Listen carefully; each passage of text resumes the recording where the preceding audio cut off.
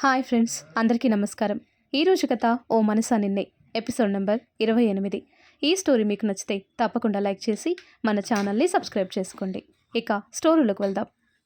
తర్వాత రోజు ఉదయం అందరూ లేచేసరికి శశి రెడీ అయ్యి టేబుల్ మీద బ్రేక్ఫాస్ట్ సర్దేసి అందరూ ఫ్రెష్ అయ్యి రాగానే కలిసి తినేశారు.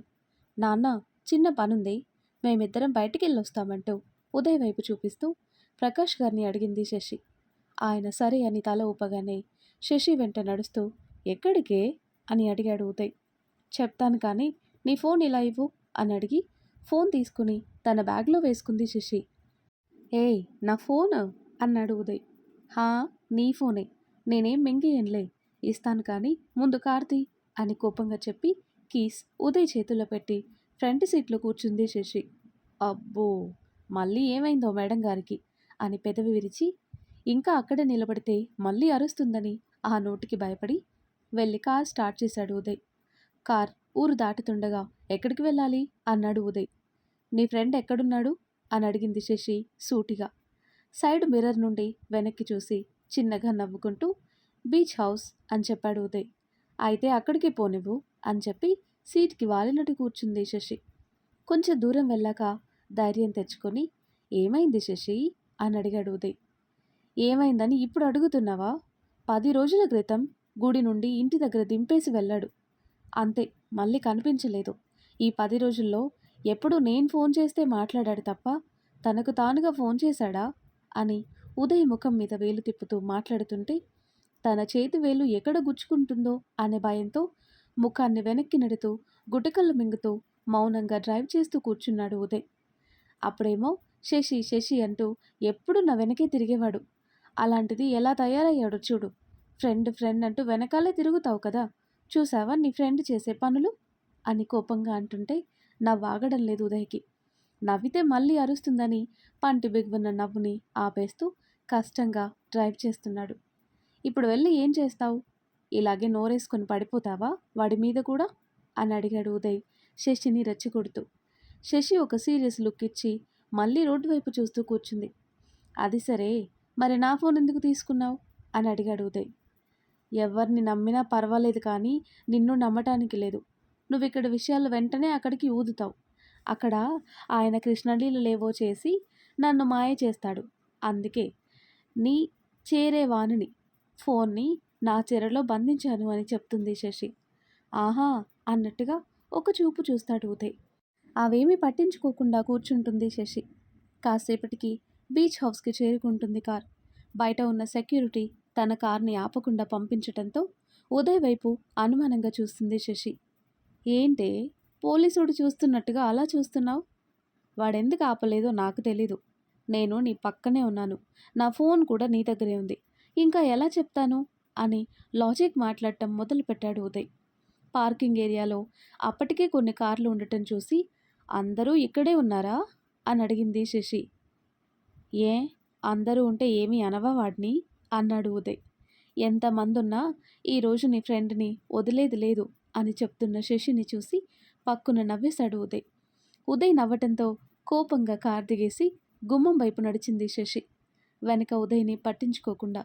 శశి దిగగానే అటు నుండటే బయటికి వెళ్ళిపోయాడు ఉదయ్. గుమ్మం దగ్గర నుండి చూస్తే కనుచూపు మేరలో ఎవరూ కనిపించకపోవటంతో కాస్త అసహనంగా అనిపించినా ఇంట్లోకి వెళ్ళింది శశి. చుట్టూ చూస్తూ ఎవరూ లేకపోవటంతో మెట్ల వరకు వెళ్ళి ఆ పైన వెళ్ళలేక సోఫా వైపు నడిచింది శశి.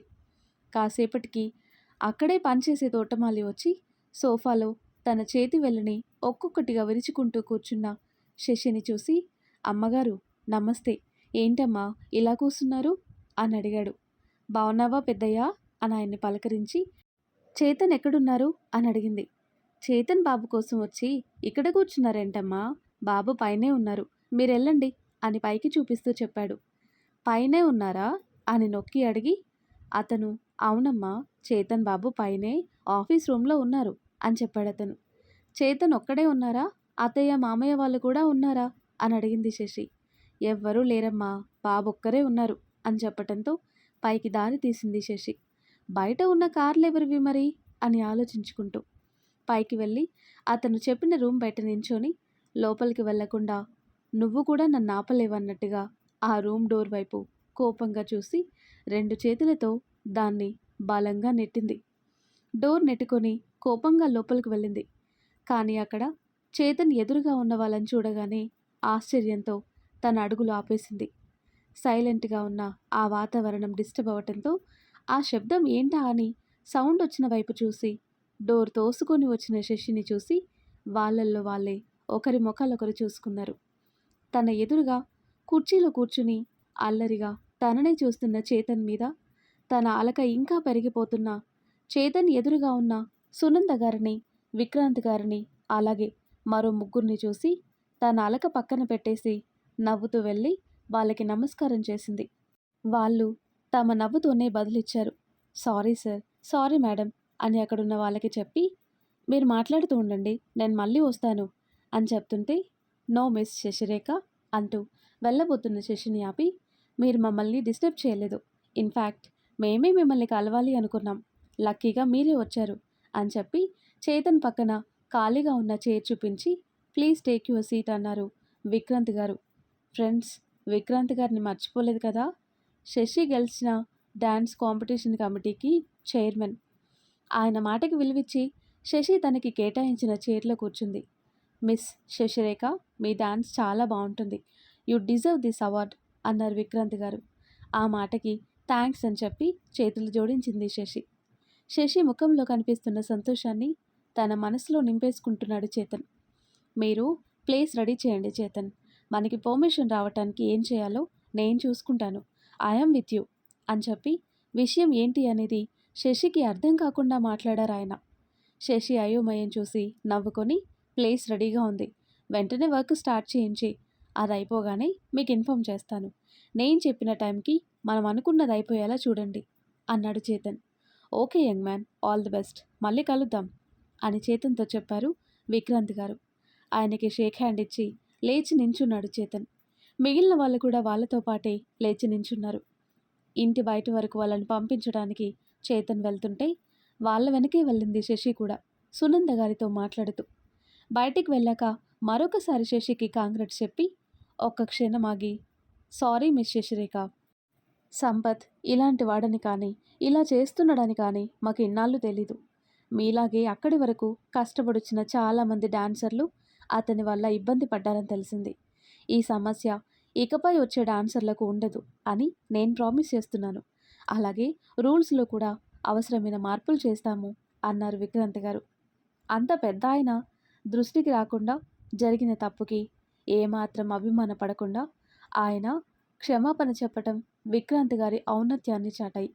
ఆయనకి చేతులు జోడించి నమస్కరించి మీరు తప్పకుండా చేస్తారు సార్, మీకు సంబంధం లేని తప్పుకి ఇలా మీరు క్షమాపణ చెప్పకండి అని చెప్పి వాళ్ళ ఎదురుగా ఉన్న కార్ డోర్ ఓపెన్ చేసి పట్టుకుంది. శశి తల మీద సున్నితంగా తట్టి కార్ ఎక్కేసి వెళ్ళిపోయారు. ఆయన కారు వెనకే మిగిలిన వాళ్ళు కూడా వెళ్ళిపోవటంతో శశి, చేతన్ ఇద్దరే మిగిలారక్కడ. శశి బీచ్ హౌస్కి వస్తున్న విషయం తను శశి కోసం ఏర్పాటు చేసిన సెక్యూరిటీ ఆఫీసర్ ఇన్ఫార్మ్ చేయడంతో శశి కార్ని ఆపకుండా లోపలికి పంపించమని ఇక్కడి సెక్యూరిటీకి ఆర్డర్ వేశాడు చేతన్.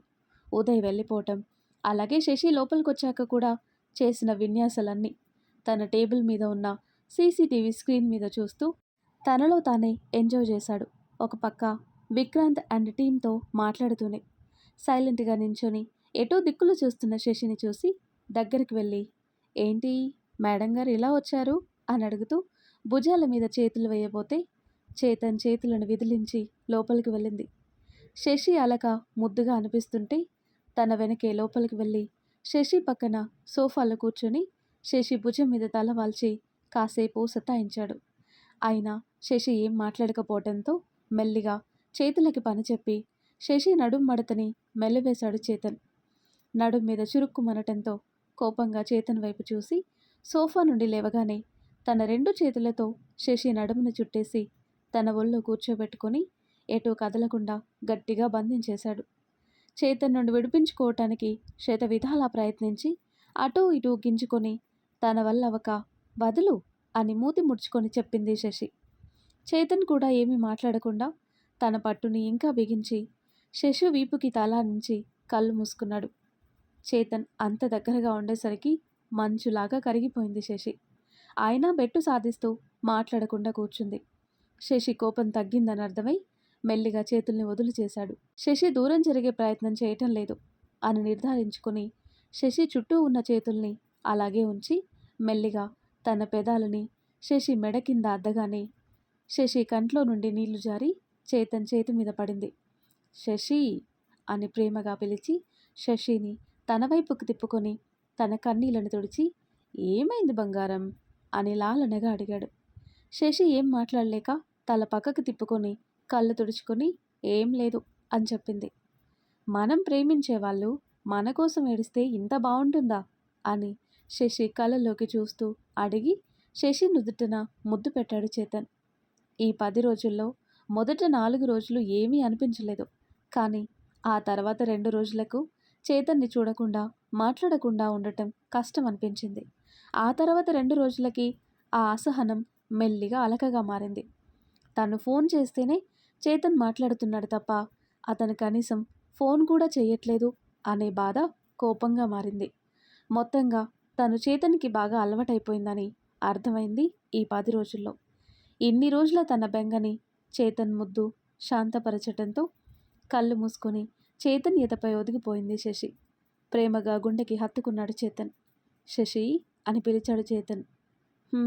చెప్పు అని బదులిచ్చింది శశి. నా బంగారం రా నువ్వు అన్నాడు చేతన్.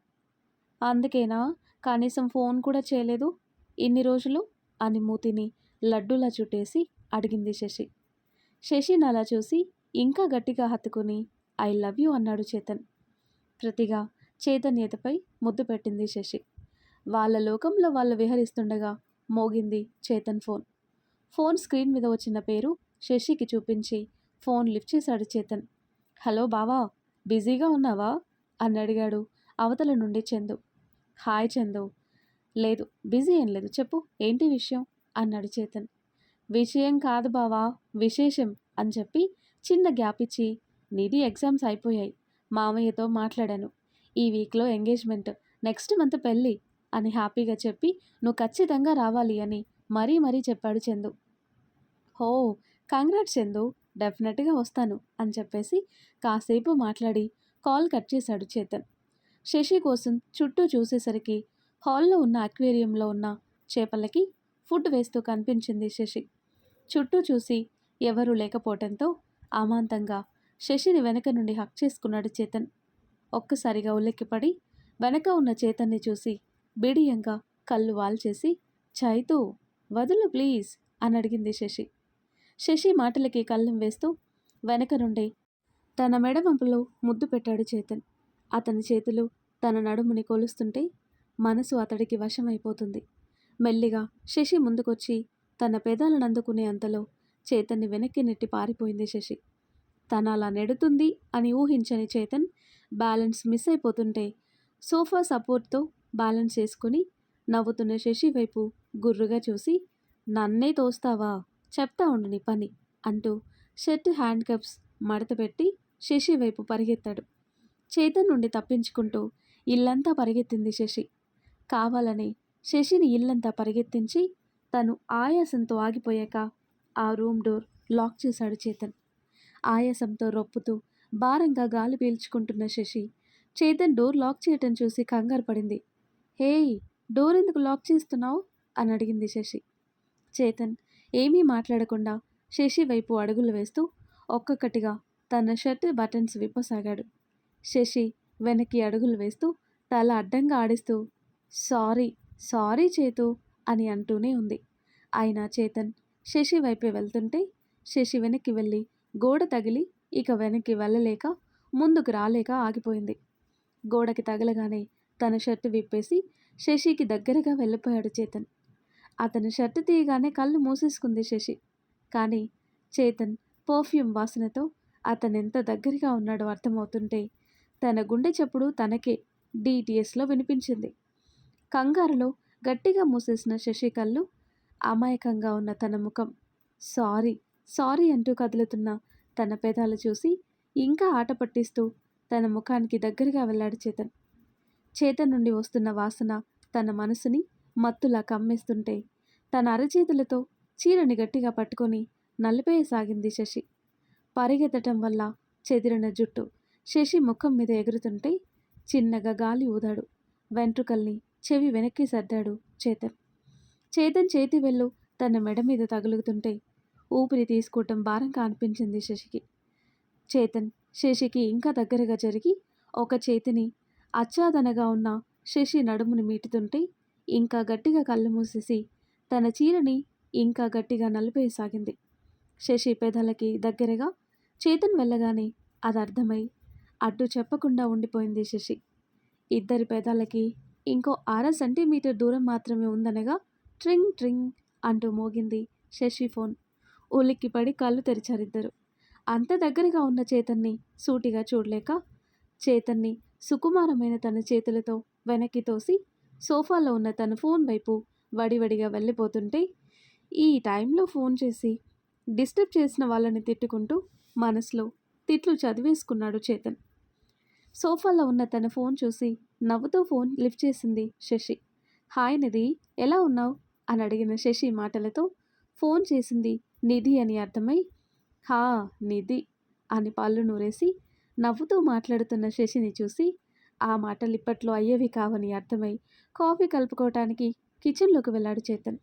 శశి, నీకు గుడ్ న్యూస్ అంటూ చెవులు చిల్లులు పడేలా అరిచింది నిధి. ఫోన్ని చెవి నుండి కొంచెం దూరంగా తీసి చేత్తో చెవిని మూసుకొని నిధి అంత ఆనందంగా ఎందుకుందో చూచాయగా అర్థమై అంత గుడ్ న్యూస్ ఏంటి నిధి అని అడిగింది శశి. నా ఎగ్జామ్స్ అయిపోయాక చందు వచ్చి డాడీతో మా పెళ్లి గురించి మాట్లాడారు అని ఆనందంలో తేలిపోతూ అరిచినట్టు చెప్పి ఆపేసింది నిధి. ఓ, అయితే పెళ్ళెప్పుడు అని అడిగింది శశి అల్లరిగా. నెక్స్ట్ మంత్ అని చెప్పి ఒక్క నిమిషం ఆగి వచ్చే వారం ఎంగేజ్మెంట్ అని చెప్పింది నవ్వుతూ. నిధి కూడా సిగ్గుపడుతుందా అని అడిగింది శశి ఆట పట్టిస్తూ. శశి అని సాగదీసి పలికి నువ్వు ముందుగానే రావాలి, కుదరదు అని అది ఇది అని కబుర్లు చెప్తే అస్సలు ఊరుకోను అని వార్నింగ్ ఇచ్చినట్టు చెప్తున్నా నిధి మాటలకి నవ్వేస్తూ ఈ మధ్య ఎంగేజ్మెంట్కి ఇలా పిలుస్తున్నారా అని అడిగింది శశి. ఆ మాటకి నిధి కూడా నవ్వేసి ఖచ్చితంగా రావాలి అని చెప్పి ఫోన్ కట్ చేసింది. ఫోన్ పక్కన పెట్టేసి చేతన్ కోసం చుట్టూ చూసి ఎక్కడా లేకపోవటంతో చైతూ అని పిలిచింది శశి. అప్పుడే కాఫీ కప్ పట్టుకొని కిచెన్ నుండి వస్తూ త్వరగానే అయిపోయాయే మాటలు, ఇప్పట్లో అవ్వవనుకున్నాను అని తన ఫ్రస్ట్రేషన్ చూపించాడు చేతన్. చేతన్ ఎక్స్ప్రెషన్స్ ముచ్చటగా అనిపిస్తుంటే అతడి పక్కనే సోఫాలో కూర్చొని చేతన్ సిప్ చేసిన కాఫీ కప్ తీసుకొని తను కూడా సిప్ చేసి ఎదురుగా ఉన్న టేబుల్ మీద పెట్టింది. శశి భుజం చుట్టూ చేయి వేసి దగ్గరికి తీసుకుని చాలా రోజులైంది మనం కాఫీ షేర్ చేసుకుని అన్నాడు చేతన్. ఆ స్పర్శలో ఇన్ని రోజులు తను శశిని ఎంత మిస్ అయ్యాడో అర్థమవుతుంటే శశి అతడి గుండె మీద వాలి చేతన్ చుట్టూ చేతులు వేసి కళ్ళు మూసుకుంది. తన భుజం ఆసరాగా వాలిన తన శశి నుదుటిన ముద్దు పెట్టి కాఫీ కప్ తీసుకుని సిప్ చేయసాగాడు చేతన్. కాసేపటికి కళ్ళు తెరిచి తల పైకెత్తి చేతన్ని చూస్తూ నేను కూడా నిన్ను చాలా మిస్ అయ్యాను అని చెప్పింది శశి. ఒక్క క్షణం మౌనంగా ఉండి శశి కళ్ళల్లోకి చూస్తూ పెళ్లి చేసుకుందాం శశి అన్నాడు చేతన్. సమాధానంగా కళ్ళు మూసి తెరిచింది శశి అందంగా నవ్వుతూ. ఆ మాత్రం ఆమోదానికి శశి తల మీద ముద్దాడి తనని గుండెల్లో పొదుముకున్నాడు. కాసేపు అలాగే ఉన్నాక మళ్ళీ చేతన్ వైపు చూస్తూ ఇంటికి వెళ్ళిపోదాం చేతు అని అడిగింది శశి. చేతన్ చిన్నగా నవ్వి పద వెళ్దాం అన్నాడు సోఫా నుండి పైకి లేస్తూ. చేతన్ వెనక్కి శశి వెళ్ళి కారులో కూర్చోగానే సింగరాజు వారి నిలయం వైపు వెళ్ళింది కార్. శశి ఇంట్లోకి వెళ్తూనే ఎదురుగా ఉన్న వసుంధర గారి దగ్గరికి వెళ్ళి ఆవిడ్ని గట్టిగా హక్ చేసుకుంది శశి. శశి వెను నిమురుతూ చేతన్ వైపు చూసి చిన్నగా నవ్వారు ఆవిడ. చేతన్ అక్కడి నుండి పైకి వెళ్ళాడు. శశి ఏం మాట్లాడకుండా అలాగే ఉండటంతో శశి భుజం తట్టి ఏమైంది మా శశికి అని అడిగారు ఆవిడ. శశి ఏమీ మాట్లాడలేక ఆవిడ మెడవంపులో ముఖం దాచుకుంటూ మీకు ఇలా దగ్గరగా ఉంటే నాకు మా అమ్మ దగ్గర ఉన్నట్టుగానే ఉందత్తయ్యా, కానీ ఈ అమ్మకి తన అమ్మ వాళ్ళు నా వల్ల ఇంకా దూరం అయ్యారు అని ఆపై మాట్లాడలేక ఆగిపోయింది. వసుంధర గారి భుజం మీద వెచ్చగా తగిలిన నీటి స్పర్శకి కంగారు పడి శశిని అభిముఖంగా తీసుకుని కళ్ళు తుడుస్తూ తోడబుట్టిన వాళ్ళే నా పాలిట తోడేళ్ళయ్యారు శశి, వాళ్ళ గురించా నువ్వు కన్నీళ్ళు పెట్టుకునేది. కష్ట సమయంలో నాకు పుట్టిల్లుంది. తోడబుట్టిన వాళ్ళు ఇద్దరున్నారు. ఆదుకుంటారని ఆశగా వెళ్ళిన నాకు జీవితానికి సరిపడా మర్యాద చేసి పంపారు. అప్పుడే వాళ్ళు నాకు లేరు. కొత్తగా ఇప్పుడు దూరం అవటం ఏంటి శశి? వాళ్ళ కోసం వీటిని వృధా చేసుకోకు అంటూ శశి బుగ్గల మీద జారిన నీటిని తుడిచి శశిని అక్కున చేర్చుకున్నారు. హారిక తన్వికలని అరెస్ట్ చేయించి వసుంధర గారి కుటుంబం మీద విజయేంద్ర ఇంకా పగ పెంచుకుంటాడేమో. తన వల్లే వాళ్ళు ఇంకా దూరం అవుతారేమో అనే బాధ కంటే ఈ విషయం వసుంధర గారిని బాధ పెడుతుందేమో అని ఎక్కువ ఆలోచించింది శశి. వసుంధర గారి మాటలతో తనలో ఆ భావం తొలగిపోయింది. శశి తలనిమిరి, పిచ్చిపిల్ల, నీ వల్ల ఎప్పుడు ఏ చిన్న పొరపాటు జరగలేదు, జరగదు. ఏమైపోతాడో అని భయపడిన కొడుకుని మళ్ళీ మా పాత చైతుని చేసి మాకు తిరిగి చిన్న బంగారం రా నువ్వు అంటూ శశి నుదుటన ముద్దు పెట్టుకున్నారావిడ. ఆహా, ఏం అత్తాకోడళ్ళమ్మా, మిమ్మల్ని ఇలా చూస్తుంటే కడుపు నిండిపోతుంది అన్నారు అప్పటి వరకు దూరంగా ఉండి వాళ్ళని చూసిన బలరాం గారు. అయితే ఈ పూటకి ఏమీ తినరన్నమాట అని సెటైర్ వేశారు పక్కనే ఉన్న అన్నపూర్ణ గారు. ఆ మాటకి గుర్రుగా ఆవిడ వంక చూశారు బలరాం గారు. వాళ్ళని చూసి నవ్వేశారు శశి, వసుంధర. ఆ తర్వాత కట్ చేస్తే, తాతయ్య ఎందుకు ఇలా ఒంటరిగా కూర్చున్నారు అని అడిగింది స్నేహ. గార్డెన్లో ఒక్కరే కూర్చుని ఏదో ఆలోచిస్తున్న రంగచారి గారిని. ఆయన పలకకపోవటంతో తాతయ్య అని మళ్ళీ పిలిచింది. అయినా ఆయన నుండి ఎటువంటి సమాధానం లేదు. ఇక ఆయన భుజం మీద తట్టి తాతయ్య అని పిలిచింది స్నేహ. హా అంటూ స్నేహ వైపు తిరిగి చూసి తనక్కడ ఎందుకుందో అర్థం కాక ఏంటమ్మా అని అడిగారు ఆయన. మీతో మాట్లాడటానికి వచ్చాను తాతయ్య అని స్నేహ చెప్పటంతో ఆయన కూర్చున్న బెంచ్లో ఒక పక్కకి జరిగారు.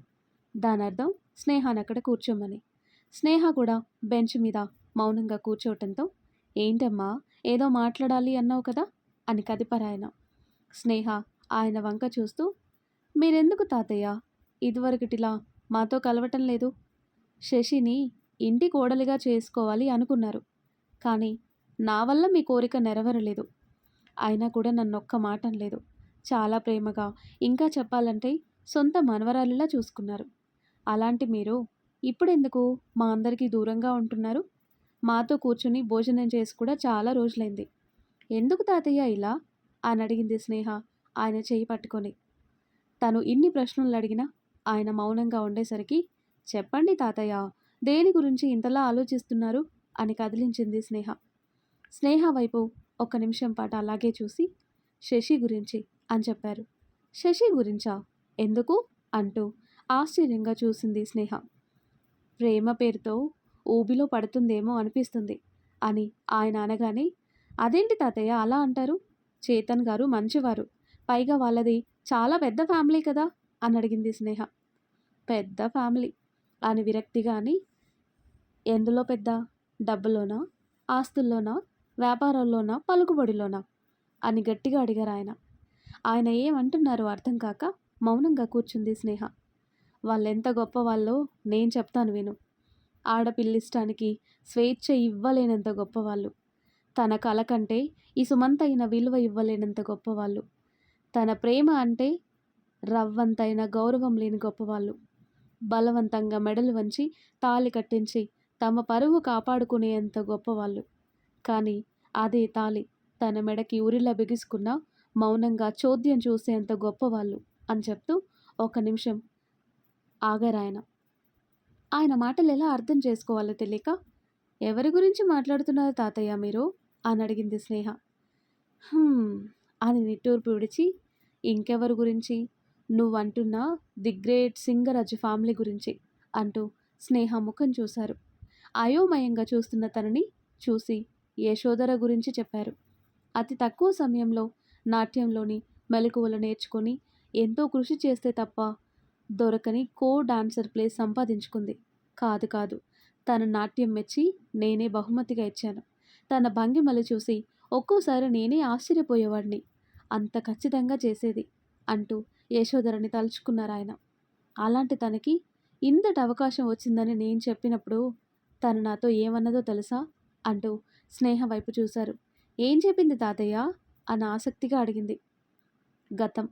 యశోధర ఊరికి వెళ్లే ముందు డాన్స్ స్కూల్కి వెళ్ళిన రోజు. నాకిలా స్టేజ్ మీద మీ పక్కన డాన్స్ చేసే అవకాశం వచ్చిందన్న విషయం చాలా గొప్ప విషయం అయినప్పటికీ మా ఇంట్లో తెలియకూడదు గురువుగారు అని చెప్పింది అన్నారాయన. ఆశ్చర్యంగా చూసింది స్నేహ. మీరు నన్ను నమ్మి నాకు ఇంత అవకాశం ఇస్తున్నందుకు నాకు చాలా సంతోషంగా, గర్వంగా కూడా ఉంది గురువుగారు అంటూ ఆయన కాళ్ళకి నమస్కరించి చెప్పింది యశోధర. నేను ఈరోజు మా ఊరికి వెళ్తున్నాను. 10 రోజుల తర్వాత వస్తాను. అప్పటి నుండి ప్రాక్టీస్ మొదలు పెడతామని చెప్పింది. కానీ ఒక చిన్న రిక్వెస్ట్ గురువుగారు అని ఆపింది యశోధర. ఏంటమ్మా అది అని అడిగారు రంగాచారి గారు. ఇలా నేను డాన్స్ చేస్తున్నట్టు నేను స్టేజ్ మీద చేసే వరకు మా ఇంట్లో తెలియటానికి వీల్లేదు అని అభ్యర్థనగా అడిగింది యశోధర. ఎందుకు అన్నట్టుగా చూసారాయన. మా ఇంట్లో వాళ్ళకి డాన్స్ అంటే ఇష్టం లేదు. నాట్యం కూడా నేను వాళ్ళకి తెలియకుండా నేర్చుకున్నాను. అందుకే ఇప్పటి వరకు స్టేజ్ పర్ఫార్మెన్స్ ఇవ్వలేదు. ముఖ్యంగా మా అమ్మకి డాన్స్ అంటే అస్సలు ఇష్టం ఉండదు. నేను ఎన్నిసార్లు అడిగినా నేర్చుకోవటానికి కూడా ఒప్పుకోలేదు. ఈ విషయం తెలిస్తే నన్ను మళ్ళీ ఇక్కడికి కూడా పంపరేమో. అందుకే ఈ విషయం నేను ఇంట్లో చెప్పను. కానీ మీతో పాటు నాట్యం చేస్తాను అని చెప్పింది యశోధర. మరి ఆ తర్వాత ఏదైనా గొడవ చేస్తే అని అడిగారు ఆయన. ఖచ్చితంగా అమ్మ అరుస్తుంది. కానీ ఇప్పుడు ఒప్పుకోకపోయినా కనీసం నా డాన్స్ చూసైనా మా వాళ్ళ ఆలోచన మారుతుందేమో గురువుగారు. ఇప్పుడు చెప్తే ఒప్పుకోకపోవచ్చు. కానీ తర్వాత నా వెనక నిలబడటానికి మా అన్నయ్య ఉన్నాడు. చిన్నప్పటి నుండి అల్లరి నేను చేసినా దెబ్బలు తానే తినేవాడు. ఇప్పుడు కూడా నన్ను అర్థం చేసుకుంటాడు అని నమ్మకంగా చెప్పి వస్తాను గురువుగారు అంటూ అక్కడి నుండి బయలుదేరింది యశోధర. తను వెళ్ళిన వైపే చూస్తూ ఉండిపోయారు రంగాచారి గారు. అదే తనని ఆఖరిసారిగా చూడటం అవుతుందని ఊహించలేక. అయితే ఇక్కడ ఆయన మర్చిపోయిన మరో విషయం ఒకటుంది. డ్యాన్స్ కాంపిటీషన్లో పాల్గొనే కో డాన్సర్స్ ఇంటికి కూడా నాట్య సంస్థ నుండి అఫీషియల్గా పోస్ట్ వెళ్తుంది. అప్పట్లో పోస్ట్ ద్వారా వెళ్ళేది. శశి చేసే టైంకి ఈమెయిల్ వచ్చింది. కానీ 10 రోజులు గడిచిపోయి కూడా 4 రోజులు అంటే యశోధర ఇంటికి వెళ్ళి సుమారుగా 2 వారాలు గడిచినా తను తిరిగి రాలేదు. తన గురించి వనజకి తెలుసుంటుందనుకొని ఒకరోజు వనజ వాళ్ళ ఇంటికి వెళ్ళారు రంగాచారి గారు. గురువుగారు అంట ఆయన చూడగానే పరిగెత్తుకుంటూ వచ్చి ఆయన ఎదురుగా మోకాళ్ళ మీద కూర్చొని ఏడుస్తూనే ఉంది వనజ. ఏమైంది వనజ, ఎందుకు ఏడుస్తున్నావు అని అడిగి ఏదో అనుమానం వచ్చి యశోధర ఎందుకు రాలేదు అని అడిగారు. వనజ మాట్లాడలేక వెక్కిళ్ళు వస్తుంటే ఆయనలో భయం అధికమైంది. వనజకి కొంచెం టైం ఇచ్చి కాస్త కుదిచిపడ్డాక చెప్పు వనజ, యశోధర ఎందుకు రాలేదు అని అడిగారు ఆయన. 1 నిమిషం గురువుగారు అని చెప్పి ఇంట్లోకి వెళ్ళి ఒక పోస్ట్ లెటర్తో బయటకొచ్చింది. అది ఇంకా ఓపెన్ చేయని లెటర్. దాని మీద గురువుగారు రంగాచారి గారికి అని రాసుండటం వల్ల దాన్ని తెరిచి చూడలేదు అని అర్థమైంది ఆయనకి. ఇదెవరు పంపారు అని అడిగారు ఆయన. యశోధర అక్క అని నిర్జీవంగా చెప్పి మళ్ళీ ఏడ్చేసింది వనజ. ఆ లెటర్ తీసుకొని అక్కడే ఉన్న చెట్టు దగ్గర చెట్టు చుట్టూ సిమెంట్తో కట్టిన అరుగు మీద కూర్చున్నారు. ఆయన భయపడినట్టుగా ఏమీ జరగకూడదు అని కోరుకుంటూ లెటర్ తెరిచి చూశారు. పూజ్యులైన గురువుగారికి, మీతో పాటు కాంపిటీషన్కి రాలేకపోతున్నాను. నన్ను క్షమించండి. నేను ఇంటికి చేరుకున్న 2 రోజులకే ఆ డాన్స్ సంస్థ నుండి ఇంటికి పోస్ట్ వచ్చింది. చాలా గొడవే జరిగింది. కొద్ది రోజులు సైలెంట్గా ఉంటే అక్కడికి వచ్చేయచ్చు అనుకున్నాను. కానీ మా వాళ్ళు నన్ను నమ్మటం మానేశారు. హైదరాబాద్ పంపను అని తేల్చి చెప్పేశారు. ఇంట్లో ఏం చేయాలో అర్థం కాలేదు. ఇంతలో మా మామయ్య కొడుకుతో వారం రోజుల్లో పెళ్లి నిశ్చయించేశారు. ఎంతో ఇష్టమైన డాన్స్ని నాకు దూరం చేశారు. అయినా ఊరుకున్నాను. కానీ పెళ్ళి నా మనసుకి సంబంధించింది కదా, ఒప్పుకోలేదు. డాన్స్ గురించి లెటర్ ద్వారా తెలిసినందుకే నమ్మకం పోగొట్టుకున్నారు. అందుకే ప్రేమించిన వాడి గురించి నేనే చెప్పాలని నిర్ణయించుకొని అమ్మతో విషయం చెప్పాను. అరిచి గోల చేస్తుంది, తిడుతుంది, కొడుతుంది అనుకున్నాను. కానీ ఈ విషయం బయట ఎవరికైనా చెప్తే చస్తాను అని బెదిరించింది. అమ్మైనా ఒక ఇంటి కోడలే కదా, ప్రేమ కంటే పరువే గొప్ప అని నమ్ముతుంది. కష్టపడి నేర్చుకున్న డాన్స్, ప్రాణంగా ప్రేమించినవాడు, 2 ఒకేసారి దూరం అయ్యాయి. బలవంతంగా పెళ్ళైతే చేయగలిగారు కానీ మనసుని కట్టడి చేయలేరు కదా. అందుకే నేను కూడా ఆఖరిగా ఒక నిర్ణయం తీసుకున్నాను. జీవితంలో ఒక్కసారైనా స్టేజ్ మీద పర్ఫార్మెన్స్ ఇవ్వాలి అని ఎన్నో కలలు కన్నాను. కానీ అవి నెరవేరకుండానే వెళ్ళిపోతున్నాను. ఇక సెలవు. మీ శశిరేఖ, యశోధర అని ఆ లెటర్లో ఉన్నది రంగాచారి గారు చెప్తుంటే కళ్ళల్లో నీళ్లు తిరిగాయి స్నేహకి. అలాంటి ఇంటి వాటిని శశి ప్రేమిస్తుంది, పెళ్లి చేసుకోబోతుంది. అందుకే శశి ఆ సింగరాజు ఇంటి కోడలవుతుంటే ఎందుకో నాకు భయంగా ఉంది అని చెప్పారు ఆయన. ఆయన చెప్పేది విని ఒక నిమిషం ఆలోచించి, మరి ఈ విషయం శశికి చెప్తే అని అడిగింది స్నేహ. శశి కళ్ళల్లో చేతన్ మీద ఎంత ప్రేమ ఉందో నువ్వు కూడా గమనించే ఉంటావు కదా అని ఆయన అడగడమే అసంకల్పితంగా అవును అన్నట్టుగా తల ఆడించింది స్నేహ. తనని అలా చూస్తూ చెప్పలేకపోయాను అన్నారాయన. బాధపడకండి తాతయ్య, చేతన్ కుటుంబం ఎలాంటిదైనా చేతన్ గారు చాలా మంచివారు. శశి అంటే ఆయనకి ప్రాణం. శశిని సంతోషంగా చూసుకుంటారు. శశి కోసం ఆయన చాలా చేశారు. ఒకవేళ మీరు భయపడుతున్నట్టుగా ఏమైనా జరిగితే మనందరం తనకి తోడుగా ఉందాం అని చెప్పింది స్నేహ. అంతకు మించి ఏమీ చేయలేమన్నట్టుగా ఆయన చేతిని పట్టుకున్న స్నేహ చేతిని ఒకసారి నొక్కి వదిలారాయన. కాసేపటి మౌనం తర్వాత, తాతయ్య, యశోధర గారు ఎలా ఉండేవారు? మీ దగ్గర ఆవిడ ఫోటో ఉందా అని అడిగింది స్నేహ. ఎందుకమ్మా అని అడిగారు రంగాచారి గారు. మీరు తన నాట్యం గురించి చెప్తుంటే ఎందుకో ఆవిడని ఒకసారి చూడాలనిపిస్తుంది అని చెప్పింది స్నేహ, యశోధర గారిని చూడాలి అనే కుతూహలంతో. ఆయన జేబులో నుండి తాళం చెవి తీసి స్నేహకిచ్చి, నా లాకర్లో నీలం రంగు ఫైల్లో ఉంటుంది అని చెప్పారు. థ్యాంక్స్ తాతయ్య అంటూ ఆ తాళాలను తీసుకొని ఇంట్లోకి వెళ్ళింది స్నేహ. రంగాచారి రూమ్కి వెళ్ళి లాకర్ తెరిచి అందులో ఉన్న నీలం రంగు ఫైల్ వెతికి తీసింది. అది రంగాచారి గారు కాంపిటీషన్లో గెలిచినట్టు ఇచ్చిన సర్టిఫికెట్ ఉన్న ఫైల్. ఆ ఫైల్ ఆఖరి పేజీ వెనక ఉన్న ఫోటోని చేతుల్లోకి తీసుకొని చూసింది. ఆ ఫోటో వెనక శశిరేఖ, యశోధర అని మార్కర్తో రాయడంతో ఇదే తన ఫోటో అని నిర్ధారణకొచ్చి ఆ ఫోటోని తిప్పి చూసింది స్నేహ. చూస్తూనే తల మొత్తం గిర్రున తిరిగిపోయి భూమి చీలికిపోయి అందులో తను పడిపోతున్నట్టుగా అనిపించింది.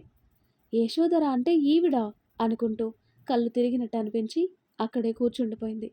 మెల్లిగా వెనక్కి వాలి కళ్ళు మూసుకుంది. అస్తవ్యస్తంగా ఉన్న తన పరిస్థితిని స్థిమితపరుచుకోవటానికి. కొంచెం రిలాక్స్ అయ్యాక మళ్ళీ ఆ ఫోటో చూసి ఎక్కడి నుండి తీసిందో అక్కడే పెట్టి తాళం వేసి తన రూమ్కి వెళ్ళి బెడ్ మీద పడిపోయింది స్నేహ. మరి ఆ తర్వాత ఏం జరుగుతుందో, స్నేహ ఎందుకు అలా రియాక్ట్ అయిందో నెక్స్ట్ వీడియోలో తెలుసుకుందాం. ఎంతో ఇంట్రెస్టింగ్గా ఉండే ఈ స్టోరీ నెక్స్ట్ పార్ట్స్ కోసం ఈ వీడియో లైక్ చేసి మన ఛానల్ని తప్పకుండా సబ్స్క్రైబ్ చేయండి. Thanks for watching.